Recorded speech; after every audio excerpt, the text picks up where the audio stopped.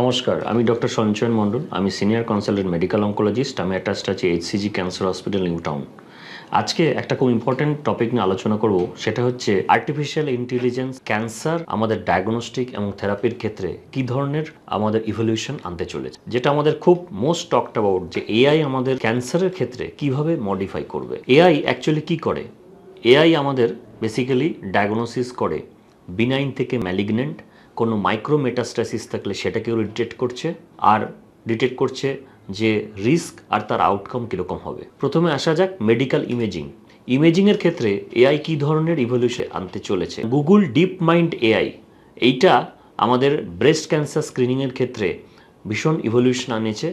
এই deep mind AI এটা কি করছে, যে সমস্ত যে মাইক্রো ক্যালসিফিকেশন, যেটা নর্মাল যে ম্যামোগ্রাফি আছে সেটাতে মিস হয়ে যাচ্ছে, সেটা ডিটেক্ট করতে সাহায্য করছে। সিটি স্ক্যান বা লাং ক্যান্সারে এআই কি করছে, যে স্মল নডিউলস যেটা হচ্ছে নর্মাল সিটি স্ক্যানে মিসড হয়ে যাচ্ছে সেটা ডিটেক্ট করতে, তার ফলে ভেরি আর্লি ডায়াগনোসিস অফ ক্যান্সারের ক্ষেত্রে কিন্তু এইটা সাহায্য করছে। ব্রেনের এমআরআইয়ের ক্ষেত্রে দেখা যাচ্ছে যে ব্রেন যে ইমেজিং হচ্ছে তাদের ক্ষেত্রে আর্লি টিউমার ডিটেকশনের ক্ষেত্রে কিন্তু সাহায্য করে। নেক্সট হচ্ছে ডিজিটাল প্যাথোলজিতে এআই, আমাদের পেজ এআই যেটা আছে সেটা tumour grading, surgical assessment of the margin, pathological more information output, এইগুলো কিন্তু দিতে সক্ষম হয়েছে। জিনোমিক্স অ্যান্ড লিকুইড বায়োপসি, এটাতে গ্যালারি টেস্ট যেটা আছে সেটা আমাদের এআই কি বলছে, যে লিকুইড বায়োপসি এবং জিনোমিক্সে মোর মিথাইলেশন সেগুলোর ইনফরমেশন দিতে সাহায্য করছে।